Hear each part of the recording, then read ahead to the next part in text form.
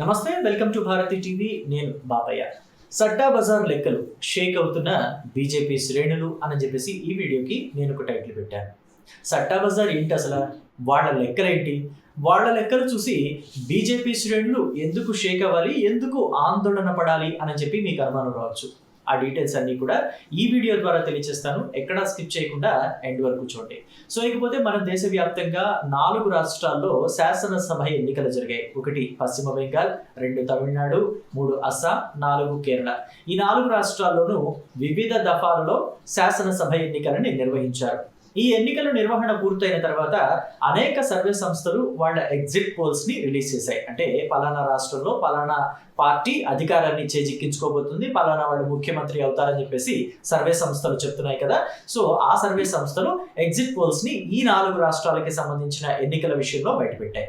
అయితే ఎక్కువ శాతం ఏమని చెప్తున్నాయంటే, పశ్చిమ బెంగాల్లో చూస్తే బీజేపీ అధికారంలోకి వస్తుందని, తమిళనాడులో చూస్తే స్టాలిన్ మరలా ముఖ్యమంత్రి అవుతారని, ఇక్కడ కేరళలో చూస్తే యూడిఎఫ్ అధికారంలోకి వస్తుందని, అలాగే అస్సాంలో బీజేపీ మరలా అధికారాన్ని చేజిక్కించుకోబోతోంది అని చెప్పేసి ఎక్కువ శాతం సర్వేలు చెప్తున్నాయి. అయితే ఇక్కడ సట్టా బజార్ అనే ఒక సంస్థ గురించి మనం మాట్లాడుకోవాలి. ఈ సంస్థ పశ్చిమ బెంగాల్ విషయంలో డిఫరెంట్గా చెప్తుంది. చాలా సంస్థలు పశ్చిమ బెంగాల్ విషయంలో ఏం చెప్తున్నాయి అని అంటే, బీజేపీ అధికారాన్ని కైవసం చేసుకోబోతుంది, మమతా బెనర్జీ మీద అక్కడ ప్రజలకి తీవ్రమైన వ్యతిరేకత ఉంది, యాంటీ ఇన్కంబెన్సీ ఉంది, 15 సంవత్సరాలుగా మమతా బెనర్జీనే ముఖ్యమంత్రి పీఠంలో ఉన్నారు, కాబట్టి ఆవిడ్ని దించేసి వేరొకరికి అవకాశం ఇవ్వాలి అని చెప్పేసి అంటే పశ్చిమ బెంగాల్ ప్రజలు కోరుకుంటున్నారు అన్నట్టుగా ఈ సర్వేలు ఎక్కువ శాతం చెప్తున్నాయి. కానీ 2 సర్వే సంస్థలు మాత్రం ఇక్కడ డిఫరెంట్గా చెప్తున్నాయి. అవేంటి అంటే పీపుల్స్ పల్స్ ఒకటి, జన్మత్ ఒకటి. ఈ 2 ఏం చెప్తున్నాయి అంటే, మళ్ళీ మమతా బెనర్జీదే అధికారం, మళ్ళీ టీఎంసీనే అధికారంలోకి వస్తుంది, మమతా బెనర్జీ ముఖ్యమంత్రి అవుతుంది పశ్చిమ బెంగాల్లో అని చెప్తున్నాయి. ఈ 2 సంస్థలు మాత్రమే కాకుండా సట్టా బజార్ అని చెప్పేసి ఇంకొక సంస్థ కూడా వెస్ట్ బెంగాల్లో మమతా బెనర్జీదే విక్టరీ, వెస్ట్ బెంగాల్లో మళ్ళీ మమతా బెనర్జీనే సీఎం అని చెప్పేసి సట్టా బజార్ కూడా చెప్తున్నాయి. అయితే ఈ 2 పీపుల్స్ పల్స్ ఒకటి, జన్మత్ ఒకటి, ఇవి 2 సర్వే సంస్థలు కాబట్టి చెప్పాయి అని అనుకోవచ్చు. మరి ఈ సట్టా బజార్ ఏంటి అని చెప్పి మీకు అనుమానం వస్తుంది. అదే నేను చెప్పబోతున్నాను. ఇక్కడ సట్టా బజార్ అంటే సర్వే సంస్థ కాదు, ఇది ఎన్నికల మీద పందాలు కాసే సంస్థ. వీళ్ళు పశ్చిమ బెంగాల్లో మాత్రమే కాకుండా అనేక రాష్ట్రాల్లో ఎక్కడ ఎన్నికలు జరిగినా కానీ, మన దేశవ్యాప్తంగా ఏ రాష్ట్రంలో ఎన్నికలు జరిగినా ఆ సంస్థ సట్టా బజార్ అనే సంస్థ ఆయా రాష్ట్రాల్లో పందాలు కడుతూ ఉంటుంది. సో ఇక్కడ వీళ్ళు ఏమని పందెం కాస్తున్నారు అని అంటే కనుక, పశ్చిమ బెంగాల్లో మమతా బెనర్జీని ముఖ్యమంత్రి అవుతుంది అని చెప్పేసి 1:1 రేషియోలో పందాలు కడుతున్నారట. నిజానికి 1:1 రేషియోలో మమతా బెనర్జీ మీద వీళ్ళు పందాలు కడుతున్నారంటే, డబ్బులు పాడేసుకోవడానికి అయితే మమతా బెనర్జీ గెలుస్తుంది అని చెప్పేసి పందాలు కట్టరు కదా. అన్ని సర్వే సంస్థలు ఏం చెప్తున్నాయి, బీజేపీ గెలుస్తుందని చెప్తుంది.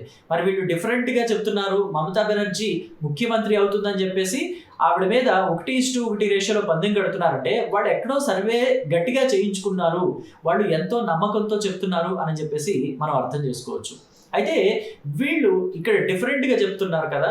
మళ్ళీ తమిళనాడులో చూసినా, లేకపోతే యూడిఎఫ్ కేరళలో చూసినా, యూడిఎఫ్ విషయంలో కేరళలో చూసినా, లేకపోతే బీజేపీ విషయంలో అస్సాంలో చూసినా, అన్ని సర్వే సంస్థలు చెప్పినట్టుగానే చెప్తున్నారు. యూడిఎఫ్ఏ గెలుస్తుంది కేరళలో, అస్సాంలో చూస్తే బీజేపీని మళ్ళీ అధికారంలోకి వస్తుంది, తమిళనాడులో చూస్తే స్టాలినే మళ్ళీ ముఖ్యమంత్రి అవుతారని సట్టా బజార్ చెప్తుంది. కానీ పశ్చిమ బెంగాల్ ఒక్కదాని విషయంలోనే డిఫరెంట్గా చెప్తుంది, మమతా బెనర్జీ ముఖ్యమంత్రి అవుతుందని. అది ఇలా డిఫరెంట్గా చెప్పే సంస్థలు లేకపోలేదు. సర్వే సంస్థల్లోనే ఇక్కడ మనం తీసుకుంటే తమిళనాడులో టీవీకే అధికారంలోకి వస్తుంది, సినీ నటుడు విజయ్ ముఖ్యమంత్రి అవుతాడు అని చెప్పేసి మొన్న 2 సంస్థలు చెప్పాయి. సౌత్ మ్యాటర్స్ అనే ఒక సంస్థ, అలాగే యాక్సిస్ మై ఇండియా అని చెప్పేసి ఇంకొక సంస్థ. సో ఇలాగే డిఫరెంట్గా చెప్పే సంస్థలు కూడా ఉన్నాయి. అయితే ఇది కేవలం ఇతర రాష్ట్రాల్లోనే కాదు. మనం గుర్తు చేసుకుంటే ఒకసారి 2024 ఎన్నికలు జరిగాయి. ఆంధ్రప్రదేశ్లో జరిగిన ఆ ఎన్నికల్లో ఇక్కడ ఆంధ్రప్రదేశ్లో కూటమికి 164, 165 సీట్లు వస్తాయి అని చెప్పేసి, అంటే 164కి ఒక +/- 2 అటు ఇటుగా ఉంటాయి అని చెప్పేసి కొండేటి సురేష్ అని చెప్పేసి ఒక ఆయన ఉన్నారు, సర్వే కేకే సంస్థ అని చెప్పేసి ఉంటుంది. సో ఆయన చెప్పారు. అయితే అప్పుడు ఏ సంస్థ కూడా ఆ స్థాయిలో కూటమికి సీట్లు వస్తాయని ఎక్స్పెక్ట్ చేయలేకపోయింది. సో కొన్ని సందర్భాల్లో ఎక్స్పెక్ట్ చేయని కూడా జరుగుతాయి. కాబట్టి పశ్చిమ బెంగాల్లో ఇప్పుడు సట్టా బజార్ లెక్కలు సరైపోతున్నాయా, అవే కరెక్ట్ కాబోతున్నాయా అని అంటే చెప్పలేం. కానీ రేపు రిజల్ట్ వచ్చే వరకు వెయిట్ చేయాలి. 4వ తారీఖున రిజల్ట్ వస్తుంది కదా, కౌంటింగ్ ఉంటుంది కదా.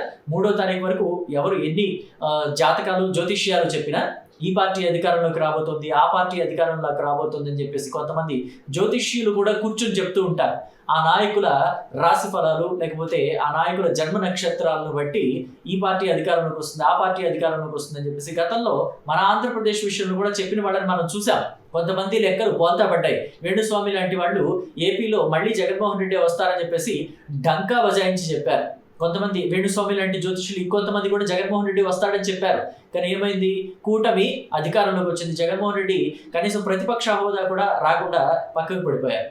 సో ఇక్కడ మనం చూస్తే ఈ జాతకాలు లేకపోతే జ్యోతిష్యాలు, రాశి ఫలాలు, నక్షత్రాలు ఇవన్నీ పక్కన పెడితే ప్రజల హృదయాల్ని గెలుచుకున్న నాయకులే అధికారంలోకి వస్తారు, ప్రజలకి నమ్మకం కలిగించిన నాయకుడికే ప్రజలు ఓట్లేస్తారు అని చెప్పేసి మనం చెప్పుకోవడంలో ఎటువంటి డౌట్ లేదు.